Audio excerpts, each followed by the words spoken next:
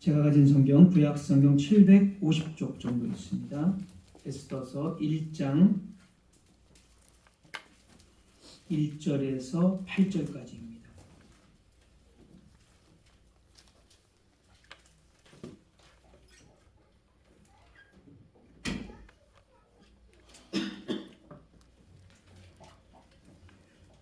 구약 성경 750쪽 정도 있습니다. 에스더 1장 1절에서 8절 제가 봉독하겠습니다. 이 일은 아하수에로 왕 때에 있었던 일이니 아하수에로는 인도로부터 구스까지 127지방을 다스리는 왕이라. 당시에 아하수에로 왕이 수산궁에서 즉위하고 왕위에 있은 지 제3년에 그의 모든 지방관과 신하들을 위하여 잔치를 베푸니 바사와 메대의 장수와 각 지방의 귀족과 지방관들이 다 왕 앞에 있는지라. 왕이 여러 날 곧 180일 동안에 그의 영화로운 나라의 부함과 위엄의 혁혁함을 나타내니라.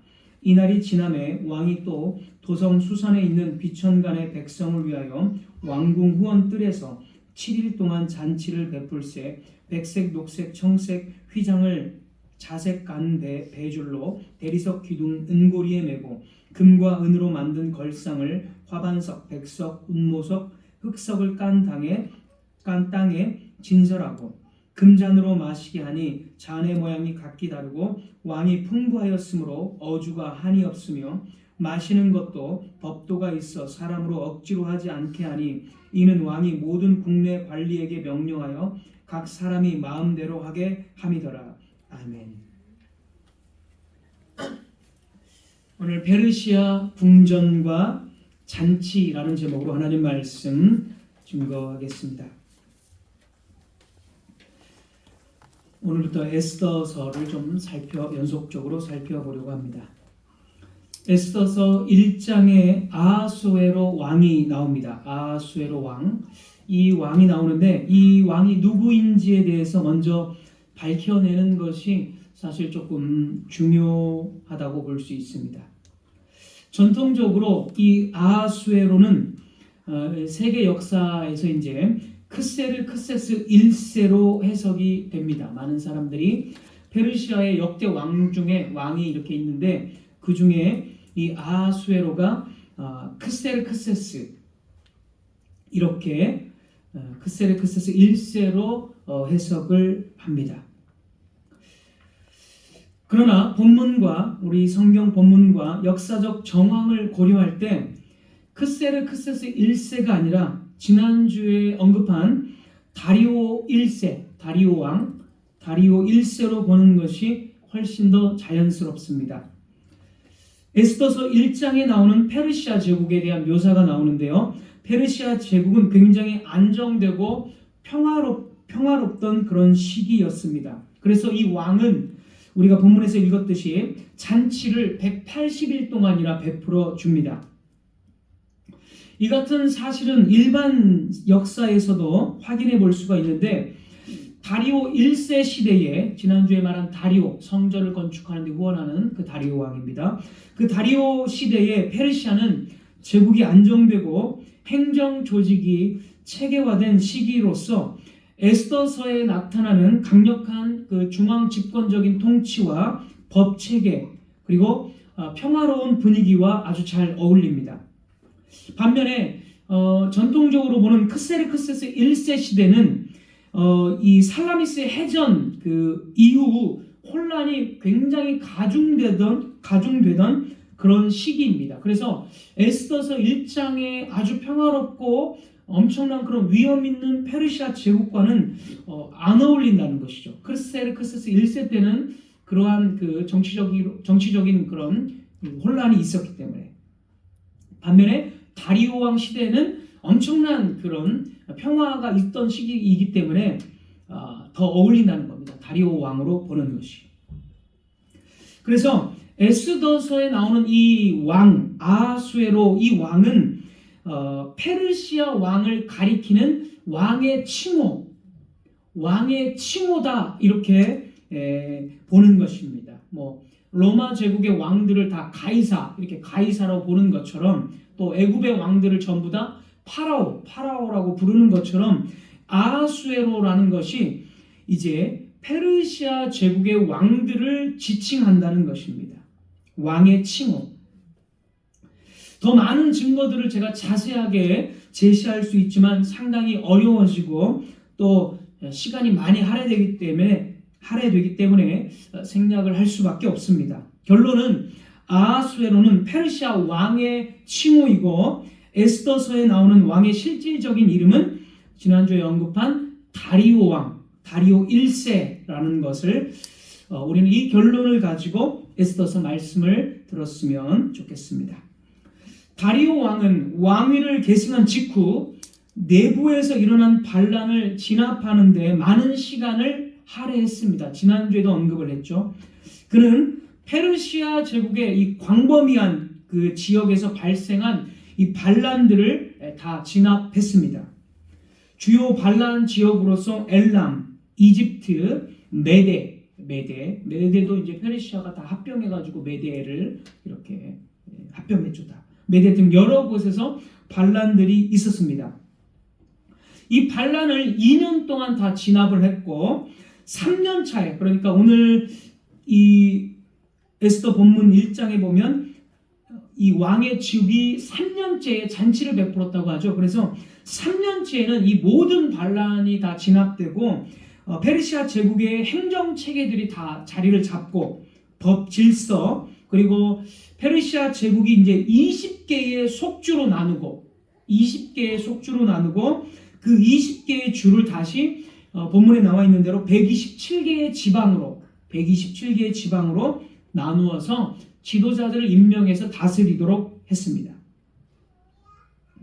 그래서 즉위 3년째 이렇게 행정적, 그리고 법 질서, 그리고 이 전국의 어떤 이 페르시아 제국의 도로망들을 다 개선해서 제국 전역의 상업과 통치의 효율성을 높였습니다. 이것은 세계사 속에서도 이미 다 확인이 되는 사실입니다.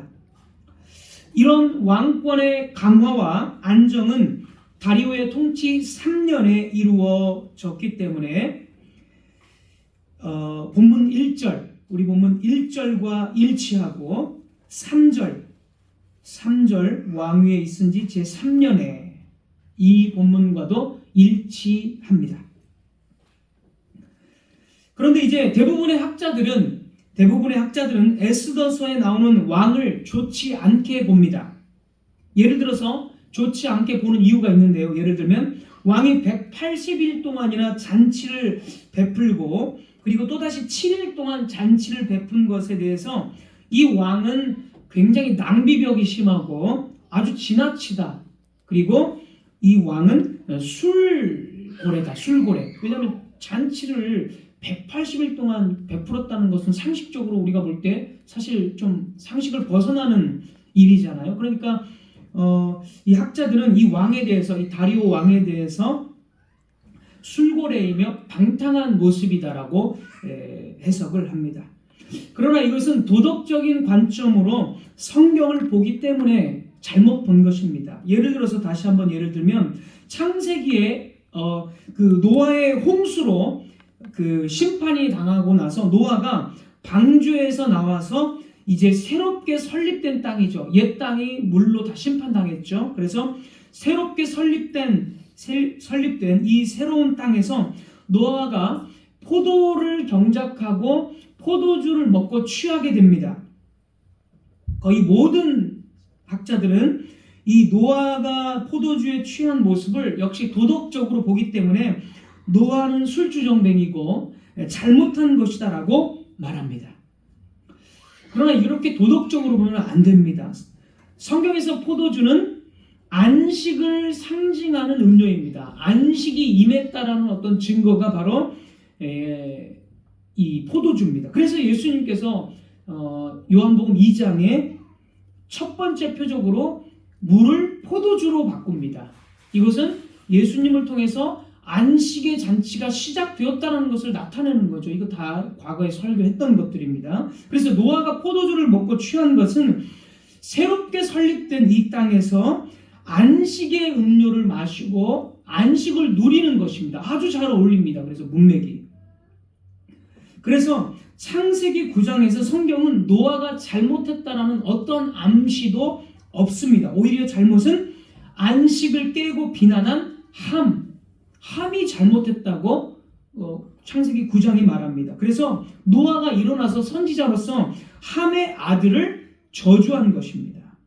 성경은 도덕적으로, 우리는 일반적으로 도덕적인 모습이 다 있기 때문에 그냥 본능적으로 도덕적으로 성경을 바라보게 되는데, 성경은 도덕책이 아니라 하나님의 계시로 읽어야 됩니다.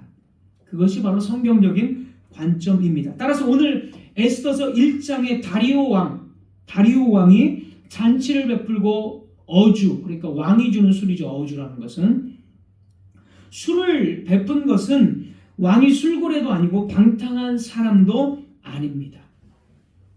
우리는 성경적인 관점을 가지고 이제 본문을 통해서 그러면 다리오 왕이 무엇을 나타내고 있는지, 어떤 사람인지를 본문을 통해서 이제 차근차근 살펴보겠습니다. 먼저 4절을 한번 보겠습니다. 우리 본문 4절입니다.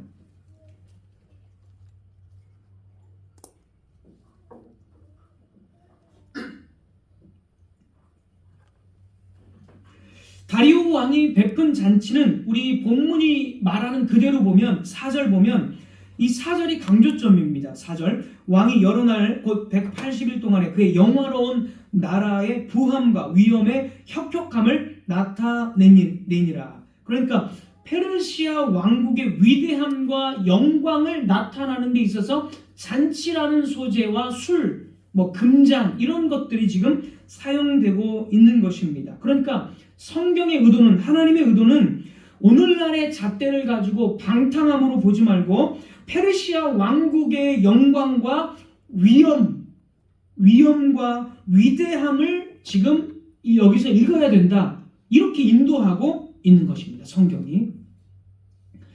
또 5절 보겠습니다. 5절. 이어지는 5절. 이 날이 지나매 왕이 또 도성 수산에 있는 귀천간에 백성을 위하여 왕궁 후원 뜰에서, 왕궁이죠. 뜰에서 7일 동안 잔치를 베풉니다. 여기 보면 귀천간, 그러니까 부자든 가난한 자든 노예든 그런 신분의 차별이 없이 모든 이 백성들을 초청해서 7일 동안 잔치를 베풀었다는 것입니다. 여기에는 포로로 살고 있는 유대인들도 다 포함이 됩니다. 그리고 술잔은 모두 금잔이었습니다. 금잔이었고 술은 풍성했습니다. 강요가 없었고 자신이 원하는 대로, 억지로 하지 않고 원하는 대로 다 마시겠습니다. 7절, 8절 이 같은 내용이 7절, 8절입니다. 금잔으로 마시게 하니 잔의 모양이 각기 다르고 왕이 풍부하였으므로 어주가 한이 없으며, 어주 왕이 주는 술이죠. 왕의 술. 한이 없으며 마시는 것도 법도가 있어 사람으로 억지로 하지 않게 하니 이는 왕이 모든 국내 관리에게 명령하여 각 사람이 마음대로 하게 함이더라. 지금 여기서 원 없이 포도주나 어떤 기타 다른 술들을 즐기는 것은 굉장히 유사한 것이 있는데요. 무엇과 유사하냐면 이스라엘 백성들이 성전에서 제사를 드리고 그리고 나서 마시는 음료, 그리고 절기 때에 모여서 포도주를 즐기는 상황과 비슷합니다. 신명기 14장 26절입니다.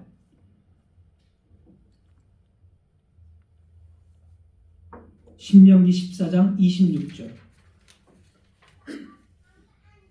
제가 읽겠습니다. 네 마음에 원하는 모든 것을 그 돈으로 사되 소나 양이나 포도주나 독주 등 네 마음에 원하는 모든 것을 구하고 가서 내 하나님 여호와 앞에서 너와 네 권속이 함께 먹고 즐거워할 것이며. 포도주나 독주는 이제 아마 그 맥주 같은 그 곡식을 이렇게 해서 한 그런 술일 것입니다. 포도주나 이런 독주를 마음에 원하는 대로 마음껏 가족들과 함께 즐거워하라는 겁니다. 29절, 이어지는 14장 29절. 너희 중에 분깃이나 기업이 없는 레위인과 내 성중에 거류하는 객과 및 고아와 과부들이 와서 먹고 배부르게 하라. 그리하면 내 하나님 여호와께서 네 손으로 하는 범사에 내게 복을 주시리라. 여기 보면 가난한 자들도 전부 다 초청해서 와서 다 배불리 먹게 했다는 것입니다. 지금 오늘 에스더 1장 7, 8절 귀천 5절과 비슷합니다. 원 없이 먹고 가난한 자든 누구든 다 초청해서 먹는 이런 모습들 굉장히 비슷합니다. 성전 제사 후 또는 절기 때 모이는 그러한 즐거움입니다. 게다가 6절 이제 오늘 본문 6절로 가봅니다.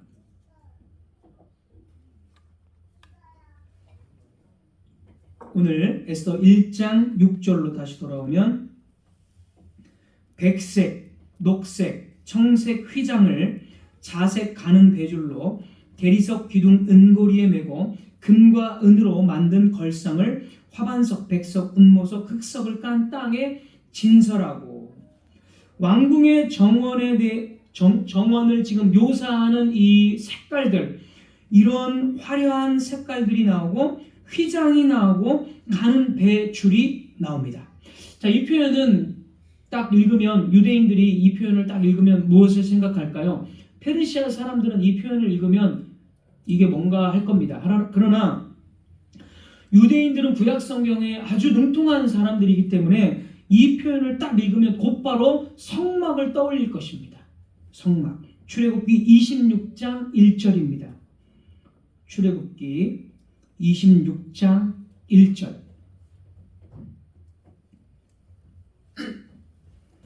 너는 성막을 만들되 가늘게 꼰 배실과 청색, 자색, 홍색 실로 그룹을 정교하게 수놓은 10폭의 휘장을 만들지니.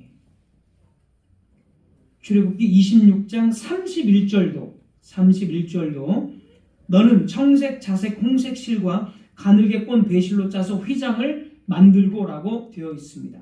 색상의 구성이나 가는 배, 휘장 이런 것들이 굉장히 지금 유사합니다.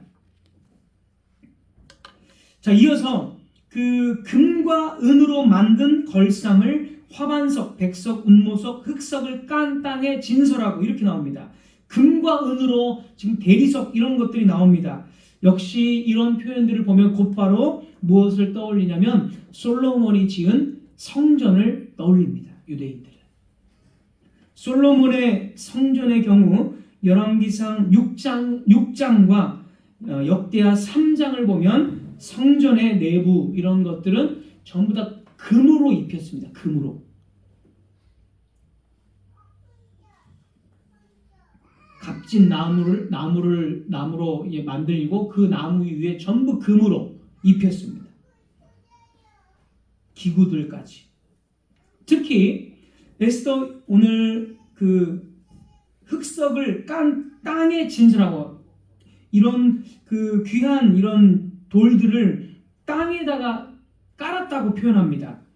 바닥에 깔았다라는 이 표현은 오직 성전을 설명하는 데만 사용됩니다. 성전을. 역대하 7장 3절. 거기 보면 성전의 바닥을 깔았다. 이런 식으로 깔았다라고 표현을 합니다. 오직 성전에만 표현이 됩니다. 그러니까 아까 처음 본 것처럼 원 없이 먹고 포도주를 즐기는 것은 성막에 모여서 성막이 성전하고 같은 거니까 이제 시간이 지나서 성막이 성전이 되는 거니까 그렇게 성막과 성전을 나타내는 거고 금과 은 뭐 이런 것들도 전부 다 지금 성전의 묘사와 같은 묘사라는 것입니다. 본문은 이런 식으로 이게 한두 가지가 아니라 이런 식으로 계속 일관된 관점을 본문이 지금 유지하고 있다는 것입니다. 5절 끝에도 다시 한번 보면 7일 동안 잔치를 베풀었습니다. 7이라는 숫자 우리는 페르시아 궁전을 묘사하는 데 있어서 이게 그냥 일반적인 묘사가 아니냐 이렇게 보면 안 됩니다. 일반적인 묘사가 아니라 하나님의 계시로서의 묘사입니다. 7이라는 숫자는 성경에서 완성과 안식의 숫자죠. 안식. 그래서 하나님이 세상을 창조하시고 7일째에 안식하셨습니다. 창조의 완성입니다. 완성과 안식을 나타냅니다. 7년째는 안식년이죠. 7이라는 숫자가 계속 반복됩니다. 성경에서 7년은 안식년이고. 자, 그래서 에스더서 1장의 왕이 7일 동안 잔치를 베풀었다는 것은 지금 이 상태가 어떤 상태라는 거예요? 안식의 상태라는 거예요. 모든 반란군 원수들을 다 진압하고 지금 왕이 안식을 백성들에게 베푼다는 거죠. 더군다나 여러분 잔치 계속 이야기했죠. 예전에도 잔치는 뭐예요? 하나님 나라의 잔치와 연결이 됩니다. 그래서 예수님께서 잔치를 계속 베풀잖아요. 예수님께서 혼인잔치, 결혼잔치 다 하나님 나라의 잔치를 의미합니다. 심지어 에스더서에서는 잔치라는 것이 7번 정도나 나옵니다. 7번. 10장으로 구성되어 있는 곳에 이 성경에 잔치가 7번이나 나온다는 것은 잔치가 에스더서의 주제 중에 아주 중요한 주제 중에 하나라고 당연히 우리는 파악을 해야 되는 거죠. 에스더서의 시작도 잔치, 마지막이라고 보는 9장도 잔치, 10장은 그냥 에필로그로 보면 되고요. 그러니까 지금 잔치로 뭔가를 계속 드러내고 있는 거예요. 에스더서는. 더 많은 것들이 있지만 시간 관계상 하나만 더 말씀을 드리겠습니다. 3절에 다리오 왕이 즉위한 지 3년째의 잔치를 베풀었다고 말합니다. 3년이라는 이 숫자, 이것은 제가 서두에 역사적 사실과 일치한다는 것을 증명하기 위해서 제시했지만 사실은 더 중요한 의미가 있습니다. 3이라는 이 숫자는 새로움이고 새 생명으로의 변화를 상징합니다. 3이라는 숫자, 새로움과 새 생명으로의 변화를 상징합니다. 예를 들어서 예수님은 3일 만에 부활하셨습니다. 3일째에 죽음을 이기시고 부활로 새롭게 되셨죠. 민수기 19장 11절에서 12절입니다. 민수기 19장 11절 12절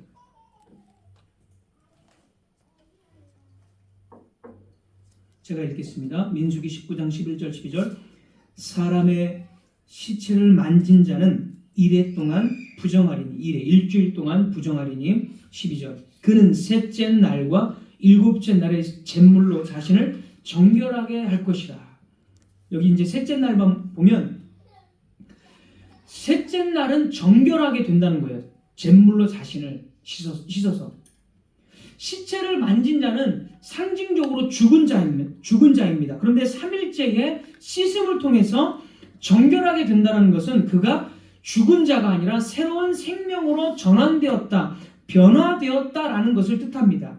부정한 상태에서 깨끗하게 회복되는 그 시간이 3일째라고 이야기합니다. 그래서 이 3이라는 것은 부활의 시간, 부활의 예표로서 죽음을 넘어서는 새 생명의 시작을 의미합니다. 따라서 오늘 1장 3절에서 왕이 즉위 3년째의 잔치를 베푼 것은 새로운 시대의 시작을 상징합니다.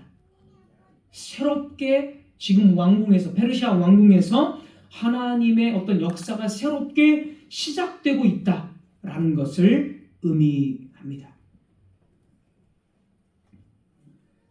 하나님께서 오늘 에스더서 1장의 왕에 대한 세부적인 이 묘사는 일반 역사와도 일치하도록 하나님께서 기록을 하셨지만 이 모든 세부적인 기록은 하나님의 계시, 즉 언약적이고 구속사적인 의미들을 묘사하는데 다 이렇게 하나님께서 의도적으로 심어 놓으셨습니다. 자, 지금까지 말씀드린 것을 간단하게 정리해 보겠습니다. 간단하게 정리하겠습니다. 성경은 다리오 왕의 궁전을 묘사하는데 성막과 성전에서 사용되는 단어들을 썼습니다. 의도적으로. 이는 다리오의 궁전이 성전과 같다라는 것을 나타냅니다. 다리오가 2년 동안 원수들을 굴복시키고 3년째에 잔치를 베풀었다는 것은 안식을 나타냅니다. 성경에서 잔치는 거의 항상 안식을 나타내고, 이 안식은 언제 나오는 거죠? 원수가 다 굴복된 후에 안식을 얻을 수 있는 것입니다. 잔치를 7일 동안 베푼 것도 7이라는 안식의 숫자를 의미합니다. 가난한 자나 부한 자나 원하는 대로 먹고 마시도록 초청된 것은 성전의 제사나 절기 때에 이스라엘이 안식을, 성전에서 안식을 누리는 모습과 똑같습니다. 이건 역시 다리오 왕을 통해서 안식에 초청된, 지금 페르시아 백성들을 안식으로 초청한 다리오 왕의 모습입니다. 이 모든 일관된 관점들은 우연이 아닙니다. 하나님은 본문을 이렇게 보아야 한다고 우리를 인도하는 것입니다. 그래서 이 모든 것을 종합했을 때 다리오 왕은 누구입니까? 그는 위대한 왕이신 하나님의 모형입니다. 에스더서에서 왕이라는 단어는 190번 정도 나오고요. 190번 정도. 왕후, 왕비는 25번 정도. 그리고 왕국이라는 단어는 26번이나 나옵니다. 왕이라는 단어 190번, 왕후는 25번, 왕국이라는 단어는 26번이나 나옵니다. 자, 이렇게 많은 왕과 관련된 단어가 나온다면 에스더서의 주제는 우리가 금방 파악할 수 있겠죠. 에스더서의 주제는 왕에 관한 이야기입니다. 에스더서에서 하나님이라는 단어는 한 번도 나오지 않습니다. 오직 왕과 왕국의 잔치에 대한 이야기입니다. 왜 그렇습니까? 다리오 왕은 위대하신 우리의 왕 하나님의 모형이기 때문입니다. 하나님께서는 이사야 44장 28절과 이사야 45장 1절에서 고레스를 기름 부음 받은 자, 나의 목자다라고 지명하셨습니다. 그래서 고레스의 합법적인 상속자인 다리오 왕은 하나님께서 세우신 기름 부음 받은 자입니다. 이방 제국의 시대에 하나님은 다윗의 후손이 아닌 다리오 왕의 통치를 통해서 이방 땅 페르시아의 궁전 한복판에서 하나님의 통치 질서가 어떻게 세워졌는지를 보여주며, 그 중심에는 하나님께서 친히 기름 부어 세우신 주님의 모형 다리오 왕과 그가 베푼 잔치가 있습니다. 다리오를 통해 드러나는 영광스러움과 부요함의 잔치는 결국 하나님 나라의 본질, 곧 거룩한 통치, 영광스러움과 부요함을 예표하는 것입니다. 에스더서 1장 4절은 이렇게 기록합니다. 그의 영화로운 나라의 부함과 위엄의 혁혁함을 나타내니라. 이게 1장 초반에 있는 에스더서의 주제입니다. 이 말씀은 단순히 페르시아 왕국의 화려함과 영광스러움을 자랑하는 데 있는 것이 아니겠죠. 당연히 그 이면에는 하나님의 나라가 얼마나 영광스럽고 위엄이 넘치는지를 그림자로서 미리 보여주시고 계시는 것입니다. 그림자로서 다리오와 그의 궁전을 통해서 하나님 나라의 영광과 위엄을 그림자로서 보여주는 것입니다. 그렇다면 여러분, 이 그림자는 어떻게 참된 실체로 성취되었겠습니까? 바로 우리 구주 예수 그리스도께서 이 땅에 오심으로써 바로 그 하나님의 나라가 성취되었습니다. 예수님께서는 히브리서 1장 3절에 하나님의 영광의 광채이시며 하나님의 나라를 이 땅에 실제로 이제 가져오신 분이십니다. 예수님께서 공생애 동안 선포하신 가장 중심된 메시지는 하나님의 나라가 가까이 왔으니 회개하고 복음을 믿으라. 마가복음 1장 15절. 하나님의 나라입니다. 예수님의 중심 메시지는. 그래서 예수님께서는 권세 있는 말씀을 선포하심으로써 또 마귀를 쫓아내심으로써 하나님의 통치가 세상에 임했음을, 자신과 함께 도래했음을 드러내셨습니다. 에스더서에서 다리오 왕이 잔치를 베풀어 하나님 나라의 영광을 선포했듯이 예수님께서는 물고기 2마리와 보리떡 5개로 5,000명을 먹이시는 잔치를 베푸셨습니다. 그래서 오병이어 잔치가 기적이 아주 훌륭하다. 우리도 뭐 하면 기적이 있을 것이다. 이런 의미가 전혀 아니라 예수님께서 오병이어 기적을 통해서 하나님의 나라가 지금 이 광야에 임했다. 그게 오병이어의 주제입니다.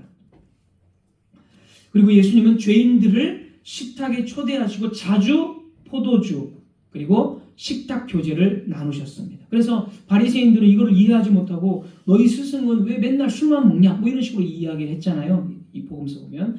그게 다 예수님께서 잔치를 베푸시고 포도주를 드시는 것들은 다 하나님 나라의 안식으로서 자신이 왔다는 것을 다 드러내는 그런 것입니다.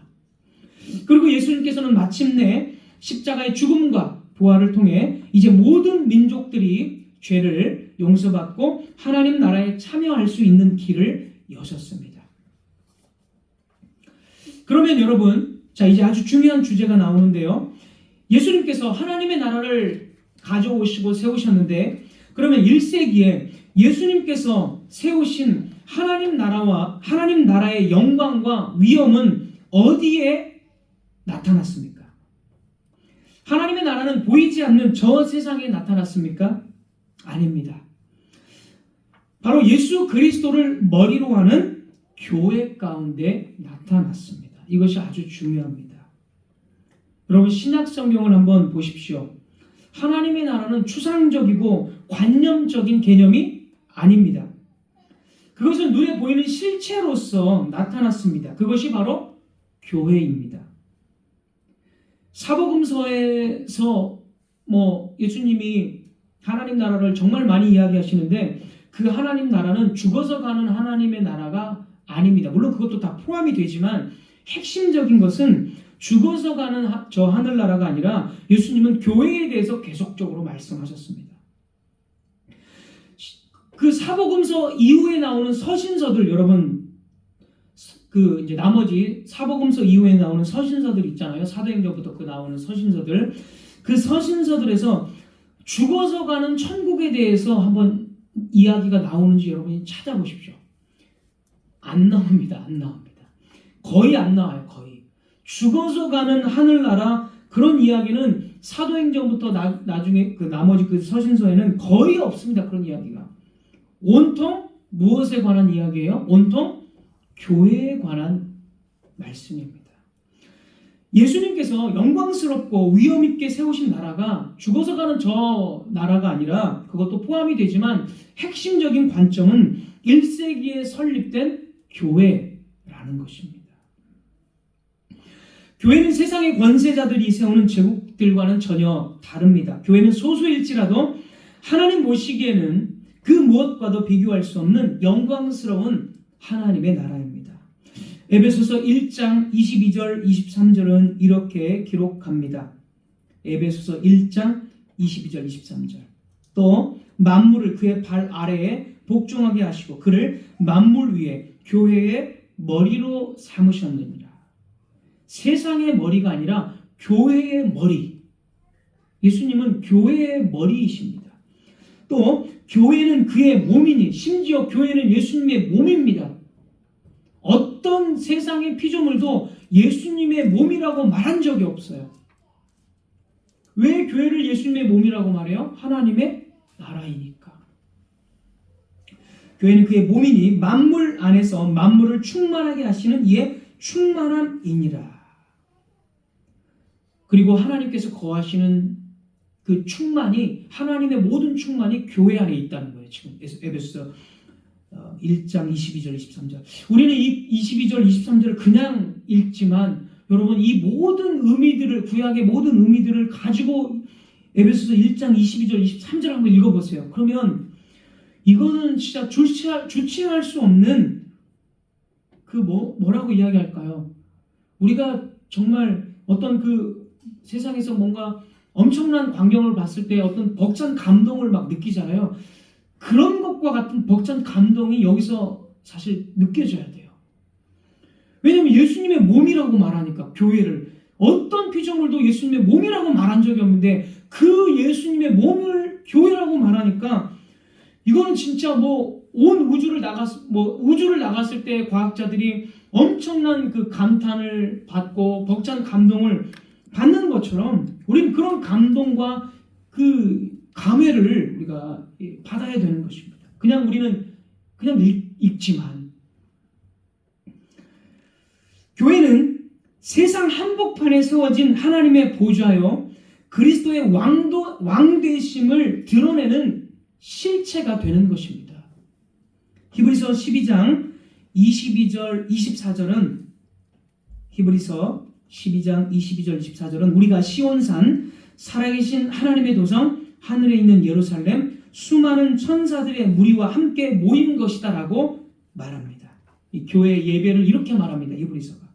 그러니까 교회 예배는 이 땅에 설립되었지만 하늘의 예배에 동참하는 신비한 하나님 나라의 실제 사건이라는 것이죠.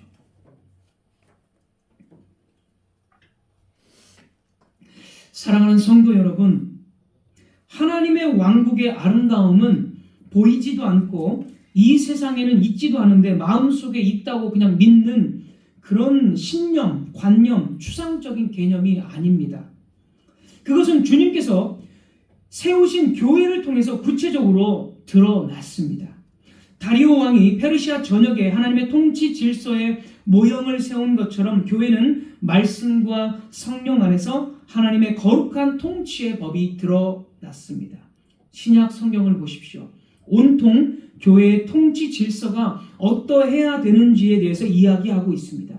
신약 성경이 말하는 교회는 의와 평강과 희락이 중심을 이룹니다. 불의와 다툼, 불안과 분열로 가득 찬 이 세상과 달리 교회는 참된 의가 있고 예수 안에서 갈라진 마음들을 묶는 평화가 있으며 상황들을 뛰어넘는 기쁨, 희락이 있습니다.